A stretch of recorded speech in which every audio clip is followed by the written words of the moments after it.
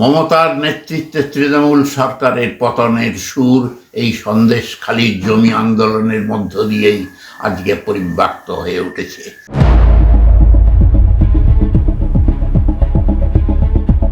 সিঙ্গুর নন্দীগ্রামের পথ লিখেছিল মহাকরণ থেকে নবান্নের ভবিতব্য। মমতা বন্দ্যোপাধ্যায়ের যুগ স্বর্ণাক্ষরে লিপিবদ্ধ হয়েছে জনতার হাতে। পাতা পাল্টাতে পাল্টাতে আজ 2011 থেকে 2024 শিরোনামে আবার সেই জনতা, আর জনতার সন্দেশখালি, ক্ষিপ্ত সন্দেশখালি। লাগাতার চলছে জনরোষ। জনতা ক্ষেপলে কি হয়? সরকার বদলায়, তা মমতা বন্দ্যোপাধ্যায় ভালো মতোই জানেন। তবে আবার কি সরকার বদলের পথে হাঁটছে বাংলা? কি বলছে সিঙ্গুরের জনতা? সিঙ্গুর নদীগ্রাম শ্মশান করে দিল দিদি। মরুভূমিতে সন্দেশখালিতেও এখন হচ্ছে আবার। এতে দিদির পতনের রাস্তা এসে যাচ্ছে আস্তে আস্তে। ক্ষমতা এসেছিল, আজকে সন্দেশখালি মমতা ব্যানার্জির সেই আসন চেয়ার খালি করে দেবে।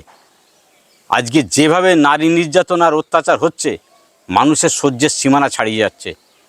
মমতা ব্যানার্জি এখনও পর্যন্ত বুঝতে পারছে না যে ভেতর ভেতর উনি কোথায় চলে যাচ্ছে ওনার সমর্থন।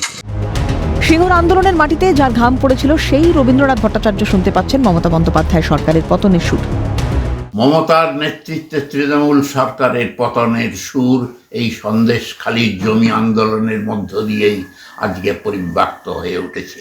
যেভাবে সিঙ্গুর আর নন্দীগ্রাম মানুষকে পথ দেখিয়েছিল, আজ এই সন্দেশখালি সেই কিন্তু পথ দেখাচ্ছে যে আন্দোলন কিভাবে করা যায়। না, আমার এটা মনে হয় না যে যে সন্দেশখালি হচ্ছে তৃণমূল সরকারের পতন হতে পারে। সম্পূর্ণ দুটো ঘটনা, দুটো আঙ্গিকে। দেখুন, কথা আছে হিস্ট্রি রিপিট ইটসেলফ। একটা ব্যাকগ্রাউন্ড, একটা প্রেক্ষাপট তৈরি হয়, সেটাই ধীরে ধীরে প্রকট হয় এবং পুরো সরকারকে গ্রাস করে ফেলে এবং তার অন্তিম যাত্রার ব্যবস্থা হয়। আমরাও দেখছি তার যে পূর্ব অভিজ্ঞতা রয়েছে আর বর্তমান অভিজ্ঞতা প্রায় একই পথে যাচ্ছে। যে পথে নেমে মমতা বন্দ্যোপাধ্যায় মাথায় মুখ্যমন্ত্রীর তাজ তুলেছিলেন, সেই পথে কি তাকে বিদায় বাণী শোনাবে? জবাববন্দির সময় মুঠোয়। হুগলির সিঙ্গুর থেকে রিম্পা মজুমদারের সঙ্গে সুভাষ মজুমদার, ক্যালকাটা নিউজ।